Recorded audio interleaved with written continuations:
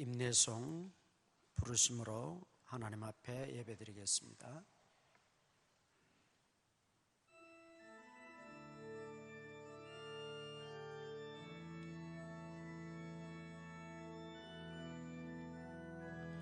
우리 보좌 앞에 모였네. 함께 주를 찬양하며 하나님의 사랑 그 아들 주셨네. 그의 피로 우린 구원받았네. 십자가에서 쏟으신 그 사랑 강같이 온 땅에 흘러 각 나라와 족속 백성 방언에서 구원받고 주 경배드리네.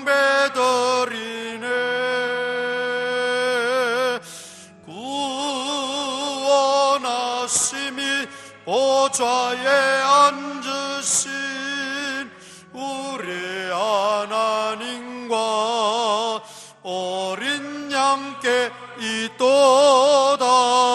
구원하심이 보좌에 앉으신 우리 하나님과 어린 양께 있도다.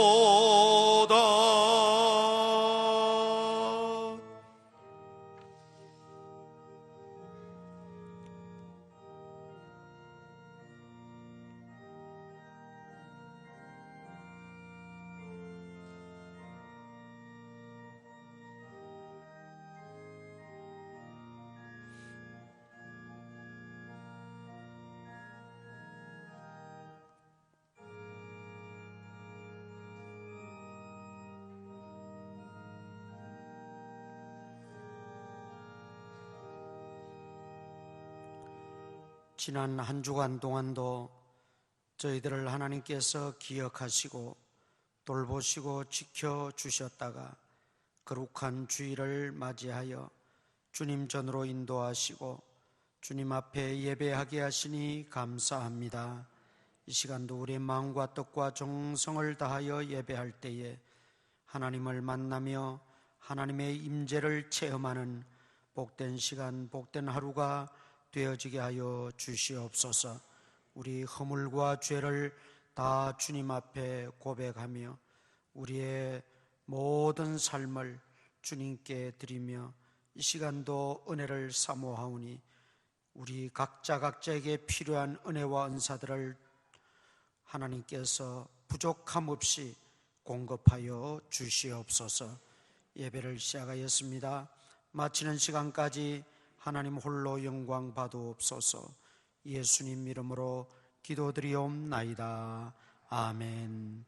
전능하사 천지를 만드신 하나님 아버지를 내가 믿사오며 그 외아들 우리 주 예수 그리스도를 믿사오니 이는 성령으로 잉태하사 동정녀 마리아에게 나시고 본디오 빌라도에게 고난을 받으사 십자가에 못 박혀 죽으시고 장사한 지 사흘 만에 죽은 자 가운데서 다시 살아나시며 하늘에 오르사 전능하신 하나님 우편에 앉아 계시다가 주로서 산자와 죽은 자를 심판하러 오시리라. 성령을 믿사오며 거룩한 공예와 성도가 서로 교통하는 것과 죄를 사하여 주시는 것과 몸이 다시 사는 것과 영원히 사는 것을 믿사옵나이다. 아멘. 공동 고백문 낭독하겠습니다. 주님, 지금 이 시간 겸손히 자복하며 주님께 경배를 드립니다. 제 속에 깨끗한 마음을 채워 주십시오. 제 안에 정직한 영을 부어 주십시오. 이제 제 마음을 살펴보기를 원합니다. 온전한 마음과 신실함으로 주님께 나아가기를 소원합니다. 주님이 저를 아시기를 원하오며 저도 주님을 알기를 원합니다. 제 속에 감사함이 있게 하시옵고 예수님의 이름으로 마음껏 기도할 수 있게 해주시고 주님의 구속의 피로 깨끗하게 되었음을 선포하게 하옵소서. 아멘.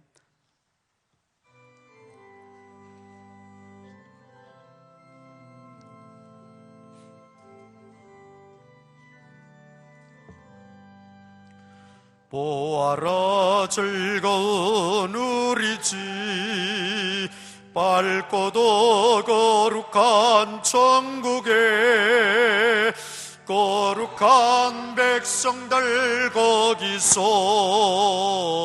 영원히 영광에 살겠네.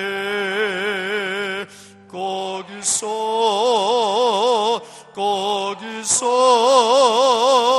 기쁘고 즐거운 집에서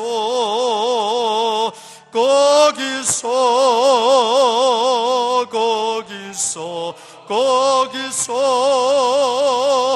영원히 영광에 살겠네. 앞서간 우리의 친구들 광명한 그 집에 올라가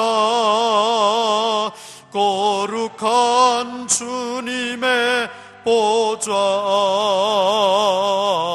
찬미로 영원히 즐기네.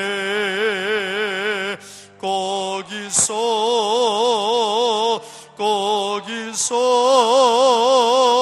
기쁘고 즐거운 집에서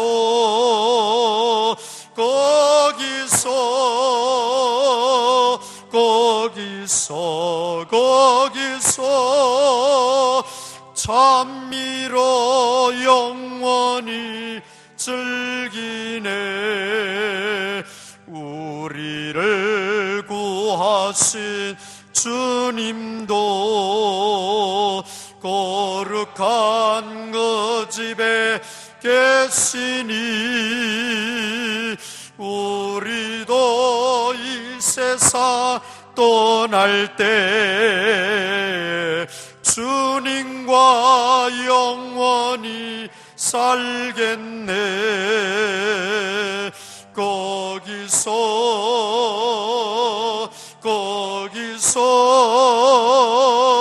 기쁘고 즐거운 집에서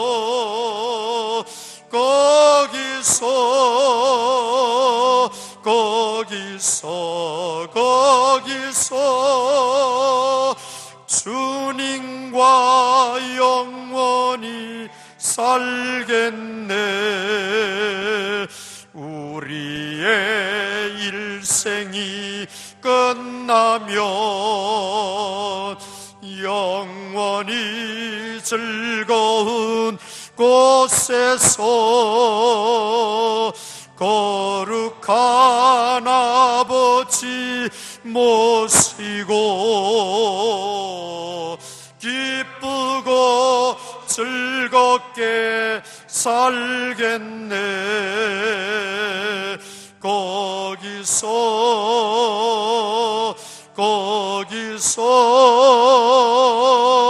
기쁘고 즐거운 집에서 거기서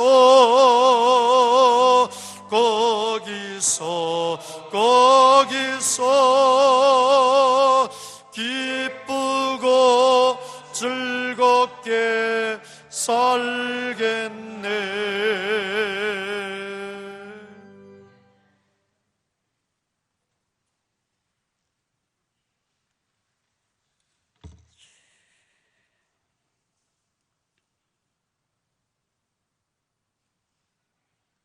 살아계신 하나님 아버지, 오늘도 우리에게 새로운 날 거룩히 지키며 주님께 예배하는 귀하고 복된 날 허락하심에 감사드립니다. 이 시간 작금의 힘겨운 일상에서 벗어나 복된 주일에 오직 주님만이 우리의 힘 되시며 도우심으로 주님의 이름을 높여 예배하게 하시니 더더욱 감사드립니다. 코로나19 바이러스 이후로 우리의 생활의 제약과 변화가 아직은 진행 중에 있지만은 무엇보다도 예배와 교회 공동체의 소중함을 알게 하시니 감사합니다. 이 시간 코로나19로 인해 무너진 우리의 영적 예배들이 우리 안에서 살아나게 하옵소서.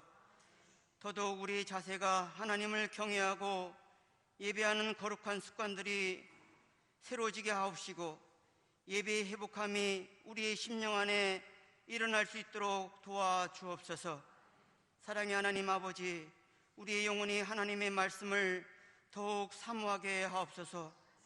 말씀의 공고함으로 인해 무너져가는 우리의 영성을 일깨워 주옵시고 하나님의 말씀을 더 가까이 함으로 우리의 마음과 눈과 귀를 가리는 두려움이 온다 할지라도 끝까지 하나님의 전신갑주를 입고 무장하며 세상을 이길 수 있는 믿음이 되어지게 인도하여 주옵소서.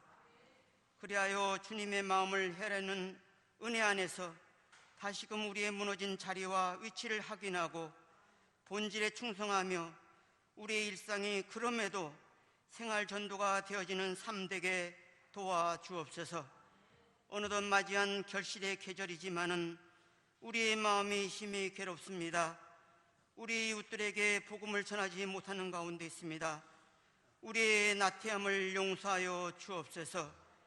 코로나19 이후의 환경이 어떠할지 알 수는 없지만은 세상에 복음 전하기를 두려워하는 우리의 마음에 성령의 기름을 부어 주셔서 복음 전함의 기쁨을 누리게 하옵소서.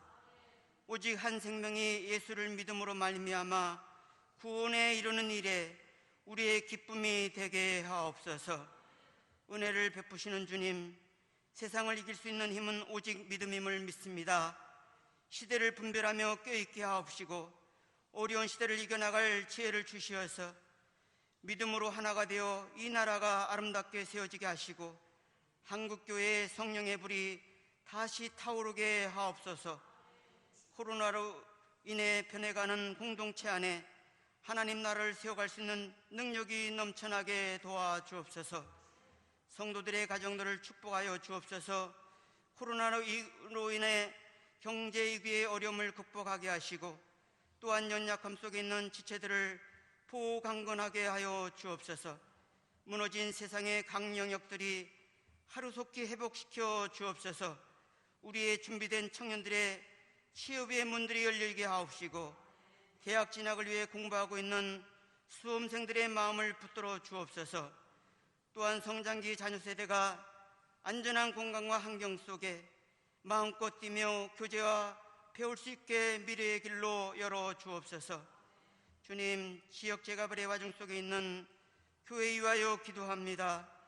어떤 형태로 진행될지 우리가 알 수 없지만은 일들을 통해서 교회가 새로운 도약과 성장의 기회로 삼을 수 있게 인도하옵소서. 앞으로 협의의 과정 속에 감동 주시어서 도울 자 더하게 하시되 해할 자 막아 주옵시고 우리에게도 필요한 지혜와 재정적 능력과 순탄한 진행을 허락하여 주옵소서. 능력의 주님, 이 시간 세우신 우광 목사님에게 성령의 능력을 베푸사 말씀을 담대히 선포할 수 있게 능력의 장중에 붙잡아 주옵시며 필요한 영역과 지혜와 지도력을 주시어서 우리를 이끌어가게 하옵소서. 오늘도 예배 위하여 섬기는 이들을 복되게 하여 주옵소서. 이 시간 우리의 입술의 말과 마음의 묵상이 주님께 연락되기를 원하며 이 모든 말씀 존귀하신 예수 그리스도의 이름으로 기도드리옵나이다. 아멘.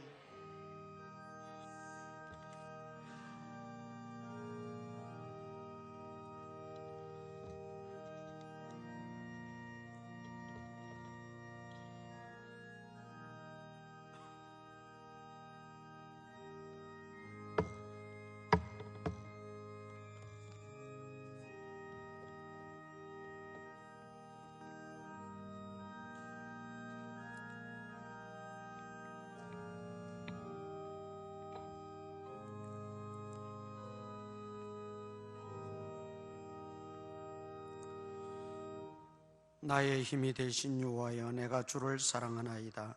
생일 감사헌금 드립니다. 범사에 감사합니다. 아버지 하나님 감사합니다. 우리 가정이 신앙의 명가가 되게 하여 주옵소서. 우리와 우리의 자녀들과 손자 손녀들이 영혼이 잘된 같이 범사가 잘되고 강건의 복을 주시고 자자손손 믿음으로 살게 하옵소서. 아버지 하나님 감사합니다. 온 가족 믿음 주시고 은혜 주셔서 남편의 환갑을 맞이해 함께 예배드리게 하시니 감사합니다. 온 가족 일평생 오직 여호와를 경외하는 믿음으로 충만하게 하시고 자녀들과 후손들에게 하나님의 충만하신 복으로 채워 주옵소서. 범사에 감사합니다. 전도팀에게 세임과 능력 주시사 한마음 한뜻으로 힘써 기도하고 행하여 교회가 부흥되고 주님의 나라가 확장되게 하옵소서. 주님의 말씀 안에서 바르게 성장하여 주님의 그릇 되게 하소서. 기도하는 고등학교 갈 수 있도록 길을 열어 주옵소서. 여호와는 나의 목자시니 내게 부족함이 없으리로다. 매사에 자족하며 감사로 살아가게 하시니 감사합니다. 성령 충만으로 승리하는 하루하루 되게 하옵소서. 늘 나와 함께 하시는 주님께 감사합니다. 범사에 감사드립니다. 날마다 주의 은혜 안에 허락된 삶이기에 감사드립니다. 신방 감사헌금 드립니다. 하나님 감사합니다. 누구보다도 주님을 사랑하는 자가 되게 하여 주시고 신앙과 인격이 아름답게 자라나 주님 앞에 귀하게 쓰임받는 거룩하고 지혜로운 믿음의 일꾼 되게 하옵소서. 하나님 감사합니다. 교회 영적 부흥과 성령 충만함과 예배 간격을 통하여 인천복음화와 세계 선교화에 귀하게 쓰임받는 구원의 방주 되게 하옵소서. 생일 감사헌금 드립니다. 범사에 감사합니다. 위경에서 건지시고 환난 당할 때 큰 도움 되시는 하나님께 감사합니다. 한 주간 지켜주시는 하나님 감사합니다. 성도들과 함께 주님께 예배할 수 있는 은혜 주시니 감사합니다. 늘 감사하는 마음으로 신앙생활 은혜스럽게 하게 하시니 감사합니다. 주님이 예배하신 길로 잘 갈 수 있도록 인도해 주옵소서. 주님 앞에 나올 때에 우리의 정성을 모아 또 있는 힘을 다해 귀한 예물들을 하나님 앞에 드립니다. 모든 것이 하나님의 그 심을 알고 하나님께 드리는 그 믿음을 보시고 우리의 모든 육적인 삶에도 부족함이 없도록 하나님께서 다 채워 주시옵소서. 영혼이 잘된 같이 범사가 잘되게 하시고 강건의 복들을 허락하여 주시옵소서. 취업의 문제, 진로의 문제, 건강의 문제, 여러 가지 문제들을 안고 기도할 때마다 하나님 그 기도를 들으시고 다 이루어 주시고 응답하여 주시옵소서. 직장생활 속에서도 또 생업 가운데서도 참으로 하나님의 도우심의 손길로 말미암아 늘 풍족하게 하시고 번성하게 하시고 하나님이 함께 하심을 많은 사람들에게 간증하며 살아갈 수 있는 우리 믿음의 권속들이 되어지게 하여 주옵소서. 이 코로나 바이러스에 조금도 노출되지 않게 하시고 모든 감염원들을 차단하여 주시고 우리 성도들과 온 식구들 주께서 건강하게 붙들어 주시옵소서. 예수님 이름으로 기도드리옵나이다. 아멘. 성경 말씀은 열왕기상 2장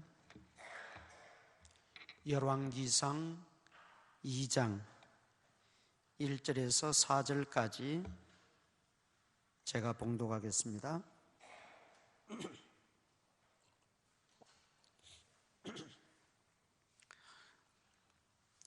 다윗이 죽을 날이 임박하매 그의 아들 솔로몬에게 명령하여 이르되 내가 이제 세상 모든 사람이 가는 길로 가게 되었노니 너는 힘써 대장부가 되고 내 하나님 여호와의 명령을 지켜 그 길로 행하여 그 법률과 계명과 율례와 증거를 모세율법에 기록된 대로 지키라. 그리하면 네가 무엇을 하든지 어디로 가든지 형통할지라. 여호와께서 내 일에 대하여 말씀하시기를 만일 내 자손들이 그들의 길을 삼가 마음을 다하고 성품을 다하여 진실이 내 앞에서 행하면 이스라엘 왕위에 오를 사람이 내게서 끊어지지 아니하리라 하신 말씀을 확실히 이루게 하시리라. 아멘. 오늘 그 제목을 죽음의 벽을 넘어서 이렇게 잡아 보았습니다. 죽음이라고 하는 것은 세상 사람들이 말하는 것처럼 끝이 아닙니다. 마지막도 아닙니다. 죽음은 내세로 들어가는 문입니다. 우리 그리스도인들은 죽음을 통해서 천국으로 들어가게 되는 것이지요. 그러니까 구원의 확신을 가지고 천국의 확신을 가지고 사는 성도들에게 있어서 죽음은 절망도 아니고 끝도 아니고 천국으로 들어가는 문입니다.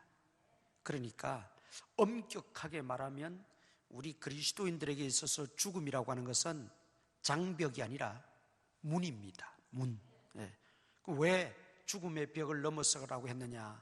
아직도 구원의 확신이 없고, 아직도 천국에 대한 확신이 없고, 아직도 천국에 대한 소망이 없는 분들을 향해서 이 죽음의 장벽을 넘어서야 된다는 거죠.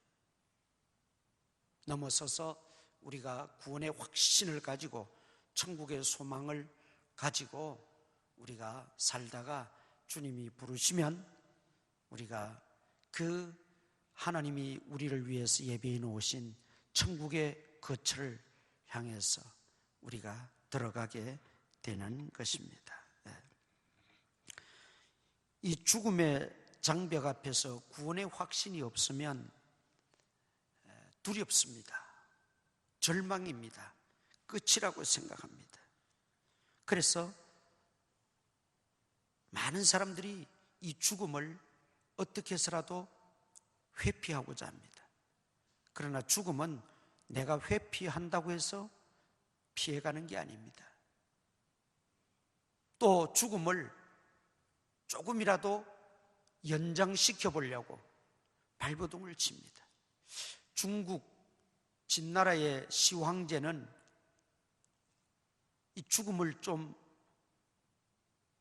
회피하고 연장해 보려고 3,000명의 군사들을 풀어서 불로초를 늙지 않는 그런 약초를 구해와라. 결국 그도 세상을 떠나고 말았어요. 우리 인간은 다 한 번 이 땅에 와서 죽는 것이 정한 이치입니다. 다윗은 30세에 왕이 되어서 40년간을 통치하다가 70세에 일기로 생을 마감을 했습니다. 그 다윗의 70년 생애를 보면 그야말로 파란만장한 삶이었지요. 때로는 감동적이기도 하고 때로는 영웅적인 모습도 있고 또 한편으로는 정말 인간적인 그 나약한 모습도 우리에게 보여주고 있습니다. 한마디로 그가 감동적이든 또는 영웅적이었던 나약한 인간적인 모습이었던 동일한 것은 무엇입니까? 그 역시 유한한 인생을 살았다는 말이지요. 우리가 이 틀 안에서 벗어날 자는 아무도 없어요. 제가 우리 교회에서 우리 교회 권사님, 집사님들만, 장로님, 권사님, 집사님들만 30명을 천국을 보냈어요. 보니까 우리 교인들의 부모님들까지 장례를 또 12를 더 치는데 한 42번의 장례를 치렀어요. 그 중에 순수 우리 교인만 장로님, 권사님, 집사님이 30명이에요. 그런데 거기에는 30대로부터 90대 이르기까지 젊은이로부터 나이 오래되신 분까지 다 세상을 떠나고 장례를 치렀습니다. 그걸 보면 우리가 흔히 그런 말 하지 않습니까? 올 때는 순서가 있어도 갈 때는 순서가 없더라. 올 때는 주먹을 꽉 쥐고 태어나지만 갈 때는 손을 다 펴고 가는 거예요. 자기가 안 펴면 누가 펴줍니까? 나중에 수의 입힐 때 그분들이 다 펴고 소독하고 옷 입히고 펴고 가는 거예요. 이게 우리 인생의 모습이라는 것이죠. 그래서 오늘 다윗은 이 죽음의 문을 통과하기에 앞서서 마지막 아들 솔로몬에게 유언으로 남긴 내용이 우리가 읽은 내용입니다. 다시 1절 보겠습니다. 1절 말씀. 다윗이 죽을 날이 임박하매 그의 아들 솔로몬에게 명령하여 이르되, 유언이자 명령이었어요. 죽을 날이 임박했다. 여러분, 항상 우리는 유한한 인생임을 알고 사는 것이 지혜로운 자입니다. 내가 천년 만년 사는 게 아니잖아요. 오늘 밤이라도 하나님이 우리 영혼을 불러가시면 갈 수밖에 없는 유한한 존재, 죽을 날이 임박했다는 것을 깨닫고 의식하고 살아가는 사람이 지혜로운 사람이라는 거죠. 그래서 시편 90편 12절에 보면 모세가 하나님께 기도하고 있는데 어떤 기도를 드리냐면, 하나님, 우리 인생이 70이요 강건하면 80인데 그것도 순식간에 갑니다. 그러니 하나님, 나로 하여금 나의 날 계수함을 가르쳐 알게 하소서. 그렇게 기도하고 있어요. 나의 날 계수함을 가르쳐 알게 해달라는 것은 내가 항상 죽음 앞에 직면해 있고 늘 죽음이 임박하다는 걸 잊지 않고 살아가게 하옵소서. 그런 말이죠. 그 지혜를 달라고 모세는 기도하고 있어요. 다윗도 마찬가지였어요. 다윗은 자기 죽을 날이 임박함을 알았어요. 그렇다고 내가 며칠 몇 시에 죽는다 그걸 알았다는 게 아니에요. 그거는 그렇게 중요한 게 아니에요. 항상 나 자신이 유한한 인간이라는 의식을 한순간도 잊지 않고 하나님이 언제라도 부르시면 갈 수밖에 없는 존재라는 걸 깨달으며 살게 하옵소서. 그런 말이죠. 모세가 그런 기도를 했어요. 다윗도 마찬가지입니다. 우리 시편 39편 4절 보십시다. 시편 39편 4절. 우리 오늘 새벽에 우리 시편 강해 요즘 계속하는데 오늘 새벽 우리 39장 한 장 읽고 또 강의를 했는데 39편 4절 다 같이 읽겠습니다. 시작. 여호와여, 나의 종말과 연한이 언제까지인지 알게 하사 내가 나의 연약함을 알게 하소서. 다윗의 기도예요. 다윗도 모세와 똑같이 나의 종말과 연한이 언제까지인지 알게 해달라고. 이 말은 아까 이야기한 것처럼 맨날 몇 시에 죽는다는 걸 알게 해달라는 말이 아니라 항상 나의 연약함을 알고 내 인생이 유한한 것을 깨닫고 하나님 앞에 설 날이 임박하다는 걸 한시라도 한순간이라도 잊지 말고 살게 하옵소서. 그런 기도지요. 다윗도 모세도 베드로도 바울도 욥도 야곱도 요셉도 여러분 다 똑같은 이런 기도를 하나님 앞에 소원했던 것을 볼 수 있습니다. 무슨 뜻이겠어요? 우리가 이 땅에서 잘 사는 것도 지혜로운 인생입니다. 미련하고 어리석은 인생은 이 땅에서 삶을 허비하고 잘 살지를 못해요.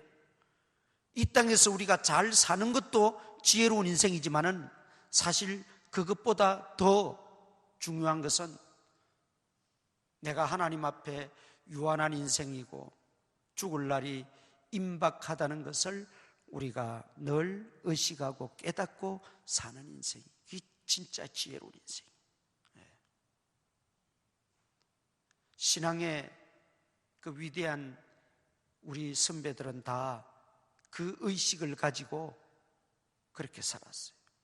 그것은 삶을 더 윤택하게 합니다. 삶을 더 알차게 만듭니다. 삶을 더 믿음으로 살게 만듭니다. 죽음에 대한 의식이 없고 죽음이 임박하다는 그 준비함 없이 사는 삶은 결코 알찬 삶이 될 수가 없어요. 소위 말하는 잘 사는 삶이 될 수가 없다는 거죠. 진짜 잘 사는 삶은 뭐냐? 죽음을 준비하며 사는 삶, 죽음을 대비하며 사는 삶. 죽음의 장벽이 내 앞에 가로막혀 있다 할지라도 그것이 장벽이 아니라 문으로 여기고 기쁘게 그 죽음을 통과할 수 있는 그런 사람이 사는 것도 잘 살 수가 있다는 말이지. 누가복음 12장에 보면 어리석은 부자 이야기가 나오지 않습니까? 농사가 잘 돼서 그 해에 엄청난 수확을 거두어서 창고를 더 지어야 될 정도로 많은 소득을 얻었어요. 그러니까 이것을 보관해서 두고 먹으면서 먹고 즐기자, 그렇게 말을 하고 있죠. 그런데 하나님은 생각이 다르셨어요. 이 어리석은 자여, 오늘 밤에 내가 네 영혼을 불러가면 네가 예비한 것이 무슨 의미가 있느냐. 이 어리석은 부자는 자신이 생각할 때는 잘 살았다고 생각했어요.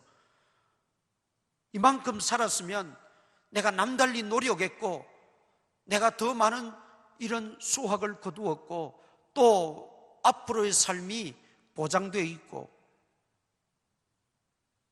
나름대로 잘 살아왔다고 착각한 거지요. 하나님은 어리석다 말하는 거예요. 왜냐하면 죽음을 준비하지 못했던 거예요. 죽음이 임박하다는 걸 깨닫지 못했던 거예요. 그러니까 여러분, 우리가 죽음 하니까 자꾸 비관적으로 허무주의로만 생각을 하지 마세요. 죽음이 우리 인생에게 저 멀리 있거나 아니면 아예 죽음이라는 게 없으면 모르겠거니와 사람이 한 번 죽는 것은 하나님이 정하신 법칙이요 그 후에는 심판이 있으리니, 한 번 죽는 것은 정한 하나님의 법칙이요 누구나 그 길을 회피할 수도 없고 연장할 수도 없는 그 길이라면 우리가 이 죽음 앞에서 정말 어떠한 죽음을 우리가 맞이하든 사실 우리가 다 평안하게 아무런 고통도 없이 그렇게 하나님 앞에 가기를 우리가 소원합니다.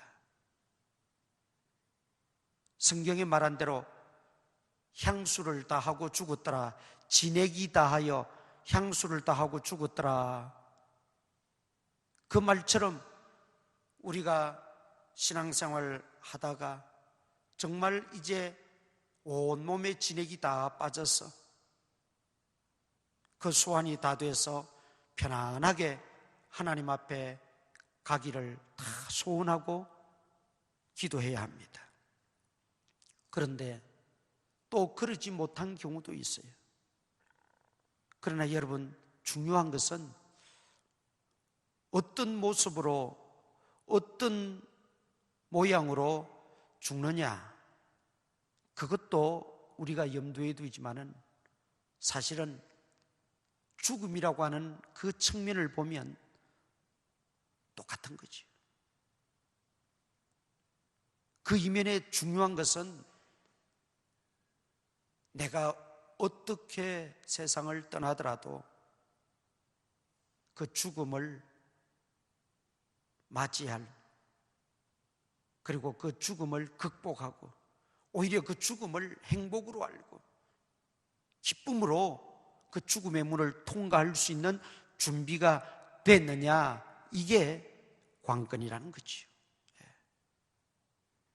그런 의식과 믿음과 준비가 없는 상태에서 편안하게 수명을 다 누리고 아무런 고통도 없이 살다가 죽는들 무슨 의미가 있어요? 그러니까 우리가 기도는 분명 그렇게 해야 하지만 또 하나 잊지 말고 기도해야 될 중요한 것이, 하나님, 죽음이 다가왔을 때 그 죽음이 나에게 장벽이 아니라, 절벽이 아니라 그 죽음이 천국으로 들어가는 관문이 되게 하여 주시옵소서.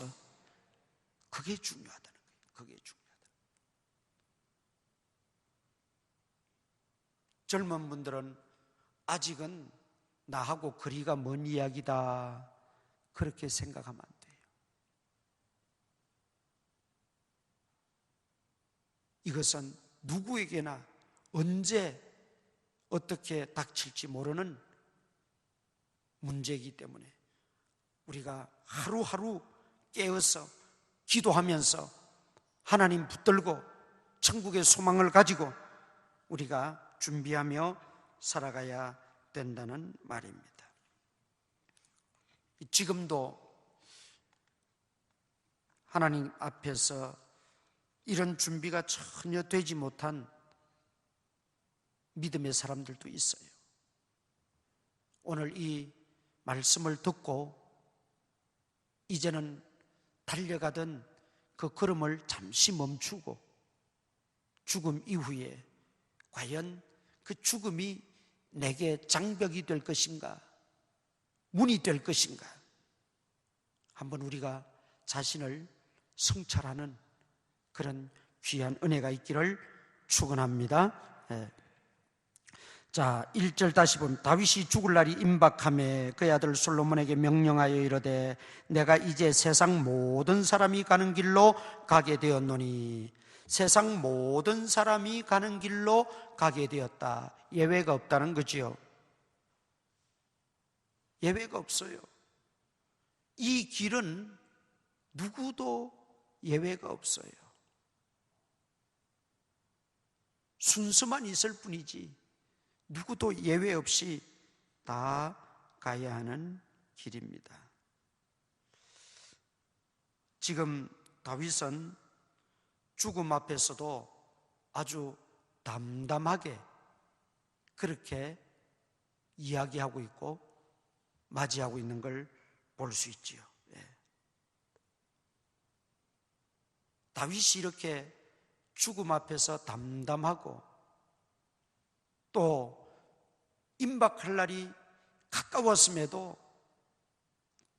한치의 흐트러짐 없이 자기가 해야 될 일을 마지막까지 수행하고 있는 이런 모습을 통해서 우리가 다윗의 신앙을 발견할 수가 있다라는 말이죠.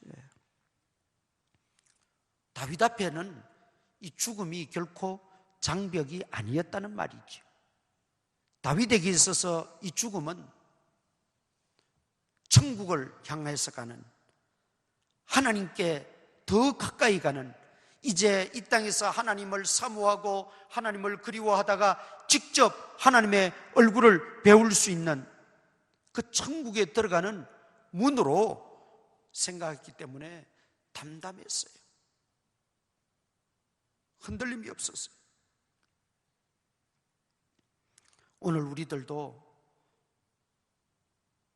그토록 사모하고 보고 싶었던 예수님의 얼굴을 직접 배울 수 있는 그 천국 문으로 들어가는 관문임을 우리가 기억한다면 우리도 다윗이나 모세처럼 담담할 수가 있고 두려움을 극복할 수가 있다는 말이죠. 이 다윗이 이렇게 담담할 수 있었던 것은 어느 날 갑자기 그랬던 것은 아니에요. 아까 시편 39편 4절에서도 읽었지만 그는 평소에 기도할 때 항상 삶의 문제만 가지고 기도하지 않았어요. 잘 살게 해 주옵소서, 성공하게 해 주옵소서, 대적들 좀 하나님 물리쳐 주시옵소서, 좀 고통 없이 편안하게 살게 해 주옵소서. 삶의 문제만 가지고 기도하지 않았어요. 그 기도한다는 게 잘못이라는 게 아니라 한 차원 더 높여서 다윗의 기도는 아까 우리가 읽었던 것처럼 평상시에도 항상 하나님, 내가 내 앞에 죽음이 임박했음을 알게 하시고 내 종말이 언제인지를 나로 하여금 깨닫게 해 주옵소서. 그 기도도 잊지 않았다는 거예요. 이게 다윗과 우리의 차이라면 차이입니다. 우리가 지난 시간에 시편 23편 지난 주일날 살피면서 6절에 뭐라고 다윗이 고백해요? 내 평생의 선하심과 인자하심이 반드시 나를 따르리니 내가 여호와의 집에 영원히 살리로다. 여호와의 집에, 천국에 영원히 산다는 그 확신과 그 소망이 다윗에게 넘쳐났기 때문에 사망의 엄침한 골짜기로 떨어져도 두려워하지 않았다는 거예요. 왜? 살려주면 감사하게 하나님 영광에서 살고 내가 죽으면 주님이 계신 그곳에 영원히 살게 될 터인데 내가 무엇을 두려워하리요? 내가 왜 절망하고 내가 왜 그렇게 과도히 슬퍼하고 내가 왜 그렇게 불안에 떨 필요가 있는가 그 말이죠. 그러니까 오늘 우리 성도들도 이 죽음 앞에서 이런 다윗과 같은 모세와 같은 믿음을 가지셔서 죽음이 두려움의 어떤 대상이 아니고 절망의 그런 절벽이 아니고 여호와의 집에 영원히 살리로다. 이 확신과 이 소망과 이 행복이 넘쳐나는 그런 은혜가 있기를 축원합니다. 우리가 죽음을 두려워하지 않을 수 있는 것은 우리에게 예수님이 계시기 때문이지요. 우리에게 예수님이 계시기 때문이에요. 예수님은 세상 끝날까지 항상 내가 너희와 함께 있으리라 말씀하셨습니다. 세상 끝날까지. 우리가 이 세상에 사는 동안 주님이 우리와 늘 함께 하시겠다는 겁니다. 함께 계시겠다는 거예요. 주님이 그 약속을 주셨는데 내가 실패의 구덩이에 빠지더라도 주님이 안 계십니까? 거기도 주님이 계세요. 내가 죽을 병이 걸렸는데 거기는 주님이 안 계십니까? 거기도 주님이 계세요. 내가 몹시 고통스럽고 힘들고 억울하고 답답하고 고생스러운 일을 당하고 그렇게 살아가는데 거기는 주님이 안 계십니까? 거기도 주님이 계세요. 예배하는 곳에 주님이 계시듯 내가 일하는 곳, 내가 어디 있든지 간에 주님은 항상 나와 함께 하시겠다고 약속하셨어요. 그 예수님이 계시니까 우리가 세상에서도 담대하게 살아가는 거지요. 담대하게 살아가는 거예요.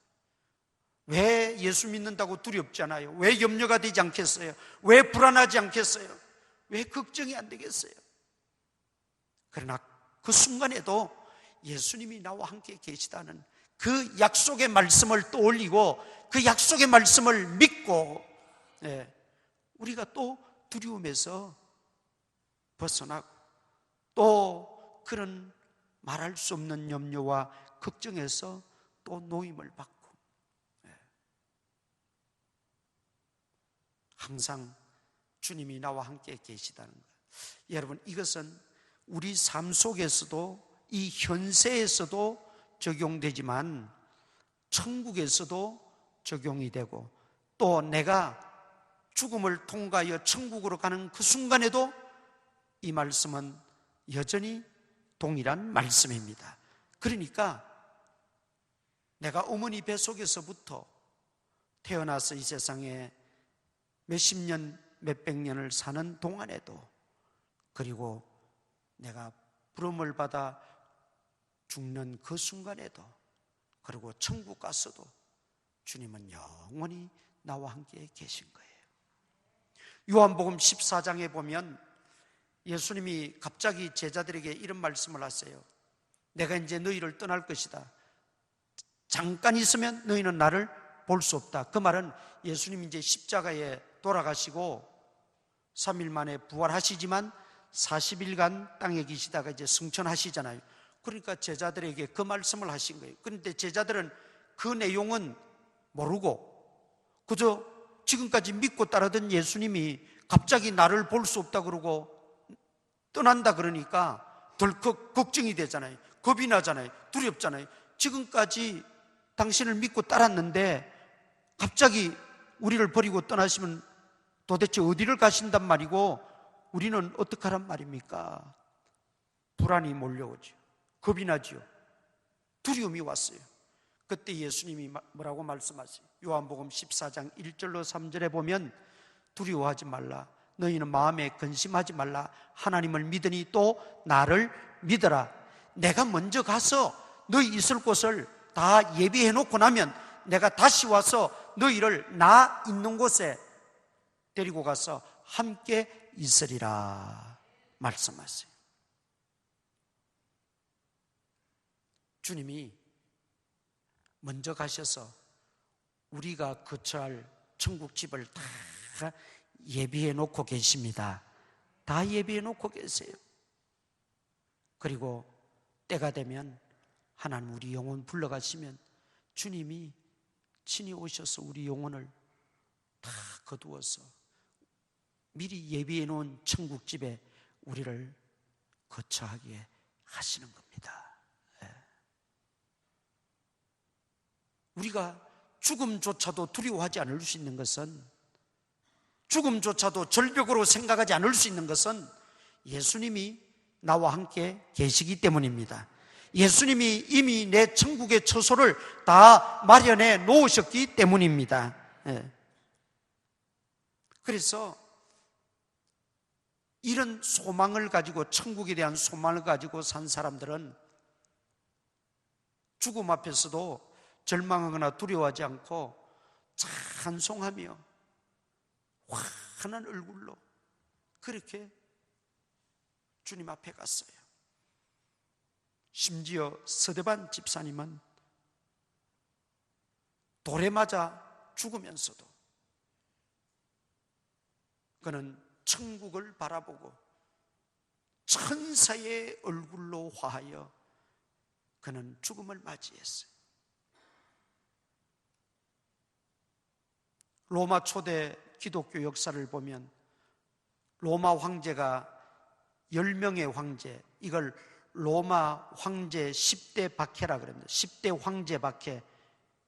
10명의 황제가 통치하는 기간 동안에 기독교는 엄청난 박해와 핍박을 받았고 수많은 순교자를 내어야 했습니다.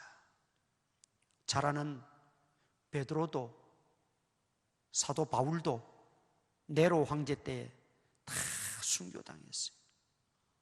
수없는 그리스도인들이 순교를 당하는 그런 와중에서도 그 순교당하는 그리스도인 한 사람 한 사람이, 물론 역사에 기록되지 아니한 그리스도를 배반하고 믿음을 배반하고 떠난 사람도 있겠지요.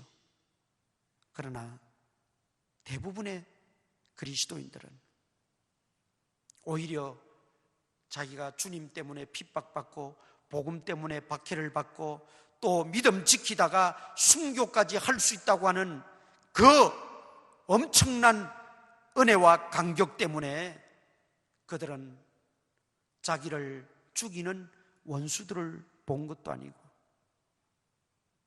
자기들에게 달려드는 그 맹수들을 두려워한 것도 아니고 오히려 찬송하면서 기쁜 얼굴로 그들이 하나님 앞에 때로는 화형으로, 때로는 맹수들의 밥으로, 때로는 매를 맞아서, 때로는 굶어 죽으면서, 때로는 토굴에 갇혀서 그렇게 세상을 떠나면서도 한결같이 정말 이 세상 사람이 아닌 것처럼 그렇게 죽음을 맞이했다는 거예요.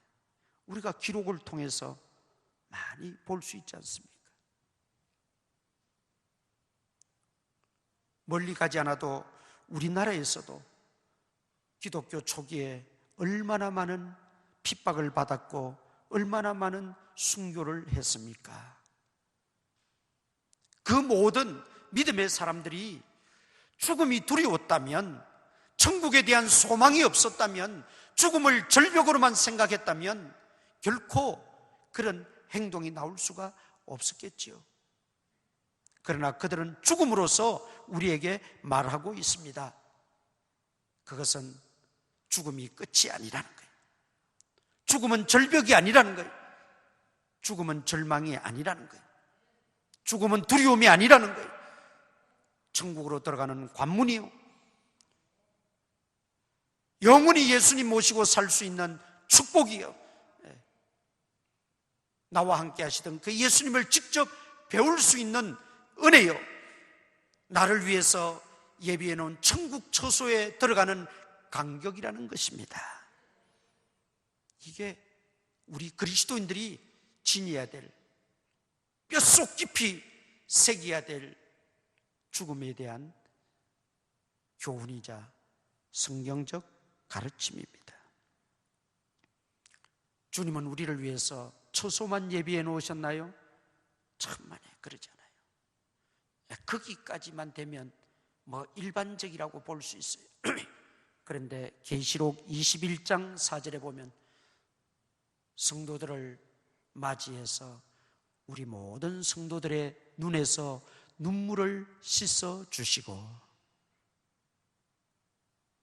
그 모든 고통스럽고 힘들고 괴로웠던 그 모든 것, 믿음 지키느라, 내가 말씀대로 사느라, 내가 주님 교회에 충성하느라 여러 가지 희생하고 고생했던 그 모든 것들을 주님이 다 보상해 주신다고 말씀하세요. 천국에서 보상해 주시는 거예요. 다 갚아 주신다는 거예요. 그리고 여러분, 더 놀라운 것은 이 땅에서 우리가 기도하고 부르짖고 간구했던 것이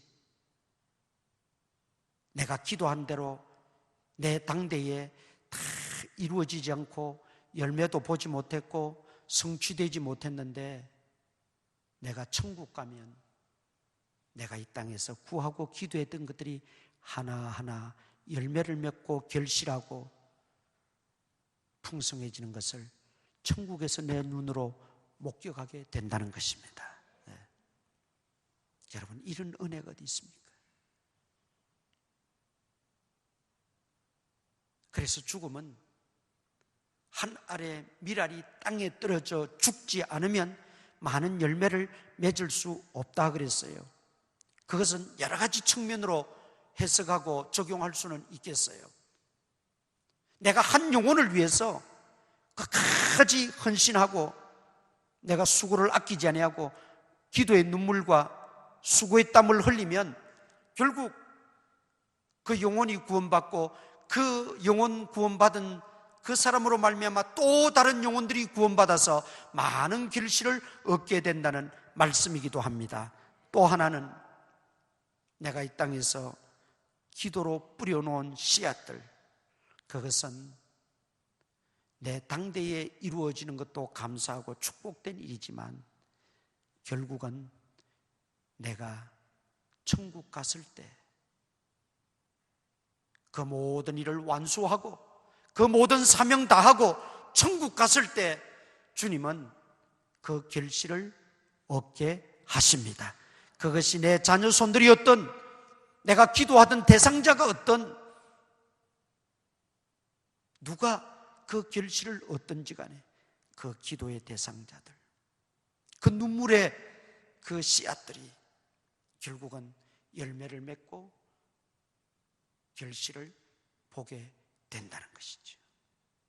그래서 우리 그리스도인의 죽음은 결코 헛된 죽음이라고는 하나도 없습니다. 하나도 없어요. 오늘 다윗은 죽을 날이 임박함을 알고 마지막 아들에게 유언을 합니다.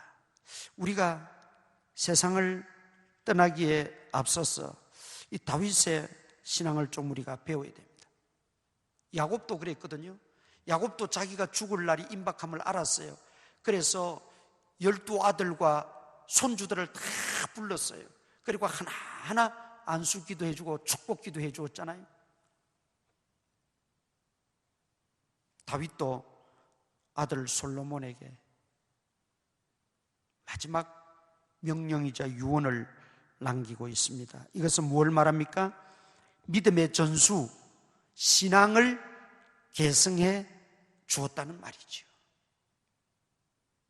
우리가 정말 죽는 그 순간까지 신앙을 계승해 주고 믿음을 전수하도록 우리가 힘써야 합니다. 기도해야 됩니다. 사도 바울도 사도행전 20장 24절에 보면 나의 달려갈 길을 마치기까지는 큰 힘을 다해서 달려가겠다 그랬어요. 생명도 아끼지 않을 정도로 나는 달려가겠다. 여러분, 이것은 마지막까지 사명에 헌신했다는 거죠. 자녀들과 후손들, 다음 세대의 신앙을 계승하고 믿음을 우리가 전수해 주는 것 중요합니다. 동시에 나는 사명을 다해야 돼요. 끝까지 사명 완수해야 됩니다. 하나님께서 내게 맡기신 사명이 있을 거예요. 각자에게 주신 하나님의 사명들이 있어요. 그 사명을 깨닫고 그 사명을 완수하기까지, 그 사명 완수하는 날 하나님은 내 생명을 불러가십니다. 그런데 하나님이 불러가시기까지 사명에 무감각하고 무덤덤하고 불충성한다면 그것은 참으로 안타까운 일이고 비극적인 일입니다. 우리가 자신은 사명 완수하고 다윗처럼 말이죠, 끝까지 달려갈 길 다 달려갔잖아요. 그리고 자녀들에게는 믿음을 전수하고 신앙을 계승하고, 그런데 그 신앙 계승을 하는데 뭘 하라고 그랬습니까? 여기 보니까 3절에 내 하나님 여호와의 명령을 지켜 거기로 행하여 법률과 계명과 율례와 증거를 모세 율법안 기록된 대로 지키라. 그리하면 네가 무엇을 하든지 어디로 가든지 형통할지라. 하나님 말씀대로 살아라는 거예요. 하나님 말씀대로 살아라. 그걸 전수해 준다는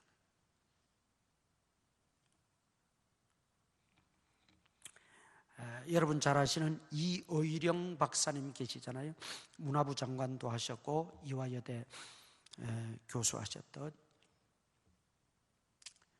국문학자고 아주 그 문학의 천재지요. 많은 저술 활동도 하셨고, 이의령 박사는 원래 무신론자였습니다. 그런데 그 딸이 죽을 병에 걸려서 복음을 받게 되었고 예수님을 영접하고 예수님을 믿게 되었어요. 아버지는 하나밖에 없는 딸이니까 살려보려고 온갖 방법을 다 강구하고 애를 썼지만 병은 점점 더 악화되어져 갔고 결국 세상을 떠나게 되었습니다. 그 세상을 떠나고 나서 그 아버지 이의령 박사는 완전한 기독교인으로 이제 변화를 받게 되었지요. 그가 한 말을 제가 좀 소개를 하려고 합니다. 나는 지금까지 살면서 죽음 앞에서 그처럼 초연한 사람을 만나보지 못했다. 내 주변에는 많이 배운 사람도 권력자도 부자도 늘 즐비해 있었지만 살았을 때는 떵떵거리고 큰소리치고 거만하고 보란듯이 지내다가도 죽음 앞에서는 너무나 초라해지는 모습들을 나는 너무나 많이 보아왔다. 그런데 우리 딸은 모든 것을 잃어버리고 가는데도 죽음 앞에서 오히려 그렇게 평온할 수가 없었다. 그렇게 담담할 수가 없었다. 나는 그 힘이 도대체 어디에서 나오는지를 살피게 되었고 의외로 알고 보니 그것은 신앙의 힘이었고 부활의 믿음이었고 천국에 대한 확신이었다. 그렇다면 나는 지금까지 그 누구보다도 나 역시 똑똑한 채 살아왔고 나만큼 지혜로운 자 없다고 여겨왔다. 그러나 내 딸이 죽음을 맞이하는 태도 앞에서 내 모든 것들은 물거품이 되고 말았다. 죽음을 이기지 못하는 용기는 용기도 아니다. 죽음을 행복으로 맞이하지 못하는 자는 지혜도 아닌 어리석은 자에 불과하다. 나는 이제 지금까지 나는 어리석은 자의 삶을 살아왔고 용기 없는 자의 삶을 살아왔다. 이제 내 딸을 본받아서 죽음을 이기는 힘, 죽음을 담담하게 맞이할 수 있는 그 능력을 나도 소유하고 싶다. 그러면서 딸에게 내가 너에게 항상 매일 한 번도 잊지 않고 해주었던 굿나잇 키스, 굿나잇 인사를 나는 더 이상 할 필요가 없어졌구나. 마지막 이별, 마지막 죽음 앞에서 굿나잇 정말 해야 될 그 순간에 이의령 박사는 이제 더 이상 굿나잇 할 필요 없고 굿나잇 키스를 할 필요가 없어졌구나. 천국에서 만날 것이기 때문에. 네. 우리가 이런 죽음을 이기는 힘, 죽음 앞에서도 담담하게 우리가 대처할 수 있는 능력, 여러분, 이것은 성령의 힘이요 성령의 능력입니다. 내 힘만으로는 안 돼요. 네. 우리가 항상 성령님 의지하고 말씀 의지하고 살아계신 주님이 나와 함께 계심을 확실히 믿고 어떤 상황 가운데서도 두려워하지 말고 담대하게 살다가 주님이 언제라도 부르시면 정말 찬송하며 기쁘게 그렇게 갈 수 있다면 여러분 그 인생이 행복한 인생 아니겠어요? 뭐가 행복한 인생이겠어요? 이 땅에서 부족한 것 없이 떵떵거리며 그렇게 마음대로 누리다가 사는 게 그게 행복입니까? 삶에 조금 편리하고 유리한 것뿐입니다. 참된 행복은 천국에 대한 소망을 확실하게 가지고 그 천국의 문을 찬송하면서 개성가를 부르면서 들어갈 수 있는 사람, 그게 진정한 행복자지요. 오늘 우리도 다 이런 믿음의 사람들 되시기를 축원합니다. 우리 통성으로 한번 기도하십시다. 오늘 주신 말씀을 다시 한번 묵상하시면서 우리 자신을 성찰하고 기도하십시다. 아버지,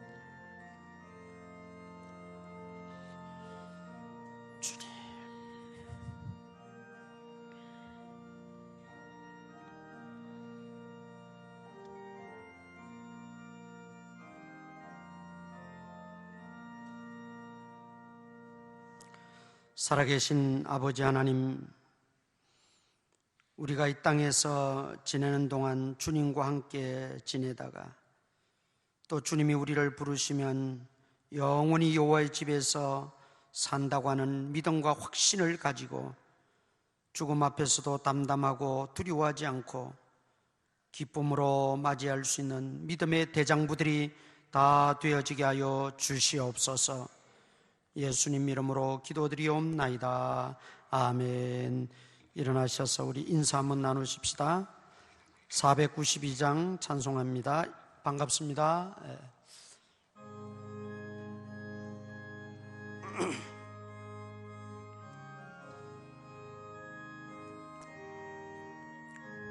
잠시 세상에 내가 살면서 항상 찬송 부르다가 날이 저물어 오라 하시면 영광 중에 나가리. 열린 천국문 내가 들어가 세상 짐을 내려놓고 빛난 면류관 받아 쓰고서 주와 함께 길이 살리. 눈물 골짜기 떠듬으면서 나의 갈 길 다 간 후에 주의 품 안에 내가 안기어 영원토록 살리로다. 열린 천국문 내가 들어가 세상 짐을 내려놓고 빛난 면류관 받아 쓰고서 주와 함께 길이 살리. 나의 가는 길 멀고 마며 사는 높고 고른 깊어 고난 나의 몸 쉴 곳 없어도 복된 날이 밝아오리. 열린 천국문 세상 짐을 내려놓고 빛난 면류관 받아 쓰고서 주와 함께 길이 살리. 한숨 가시고 죽음 없는 날 사모하며 기다리니. 내가 그리던 주를 배울 때 나의 기쁨 넘치리라. 열린 정국문 내가 들어가 세상 짐을 내려놓고 빛난 면류관 받아 쓰고서 주와 함께 길이 살리.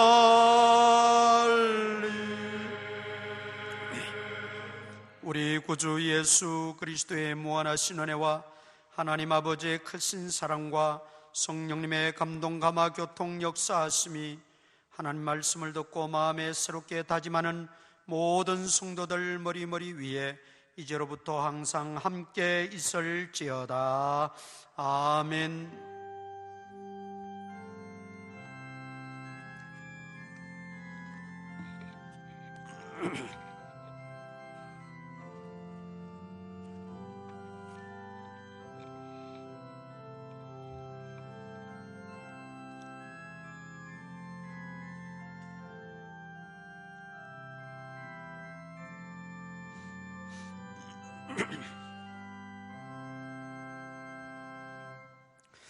자리에 앉아 주시기 바랍니다.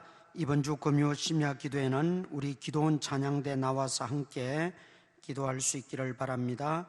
우리 예배 마친 이후에 잠시 당회로 모이겠습니다. 그리고 유아세례, 입교, 학습 세례 받으실 분들 10월 25일 주일까지 신청해 주시기 바랍니다. 신청서는 뒤에 안내석에 비치되어져 있습니다. 그리고 기록하셔서 뒤에 하얀 통 있죠? 성경 문제 수집함에 넣어주시면 되겠습니다. 그리고 우리 별도로 고지할 때까지 예배는 계속해서 우리 오전 9시 반과 또 오후 2시 두 번에 걸쳐서 예배를 드리도록 하겠습니다. 착오 없으시기를 바랍니다.